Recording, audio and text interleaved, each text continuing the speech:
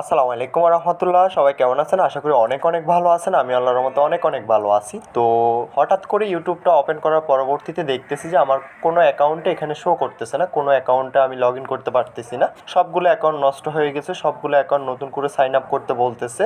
তো ইউটিউবে যার যার এই ধরনের সমস্যা আজকের ভিডিওতে সমাধান করে দিব, কী করে আপনি আপনার ইউটিউব চ্যানেলটা আবারও রিকভার করবেন। যারা যারা এখনও চ্যানেলটা সাবস্ক্রাইব করেন অবশ্যই চ্যানেলটা সাবস্ক্রাইব করে পাশে থাকা বেল আইকনটা প্রেস করে দিবেন। নিত্য নতুন ভিডিও পেতে অবশ্যই বেল আইকনটা প্রেস করতে বলবেন না। আমাদের সাথে যোগাযোগ করার জন্য ডিসক্রিপশন হোয়াটসঅ্যাপ টেলিগ্রাম গ্রুপের লিঙ্ক পেয়ে যাবেন, আমার নাম্বার দেওয়া আছে। ইউটিউবের যে কোনো সমস্যার জন্য আমাদের সাথে যোগাযোগ করে আপনার সমস্যাটা সমাধান করে নিতে পারবেন।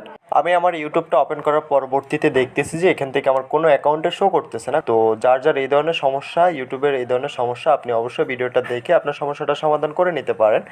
আর আপনি যদি মনে করেন যে আমাদের কাছ থেকে কাজটা করে নেবেন, সেক্ষেত্রে ডিসক্রিপশনে আমাদের নাম্বার পেয়ে যাবেন, অবশ্যই আমাদের সাথে যোগাযোগ করতে পারেন। অ্যাকাউন্টগুলো আমরা রিকভার করে দেব।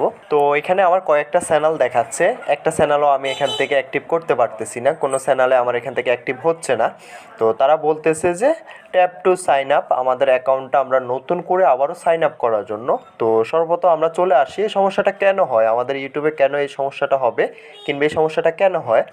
আমরা যখন গুগলের ক্র্যাশ ডাটাগুলো ডিলিট করে দিই, আমাদের গুগল অ্যাকাউন্টের ক্র্যাশ ডাটা যখন আমরা ডিলিট করে দিব, তখন আমাদের গুগল অ্যাকাউন্টের মাধ্যমে, যেহেতু আমাদের ইউটিউব চ্যানেলটা রয়েছে, ওই গুগল ফাংশনের যতগুলো অ্যাকাউন্ট আপনি গুগলের সাথে কানেক্ট করা রয়েছে, সকল অ্যাকাউন্ট আপনার এখান থেকে সাইন আপ হয়ে যাবে, লক আউট হয়ে যাবে। তো জাস্ট আপনার এখানে করণীয় হচ্ছে আপনার গুগলের সাথে আবারও আপনার ইউটিউব চ্যানেলটা কানেক্ট করা। এটা যেহেতু আমরা ক্র্যাশ ডাটা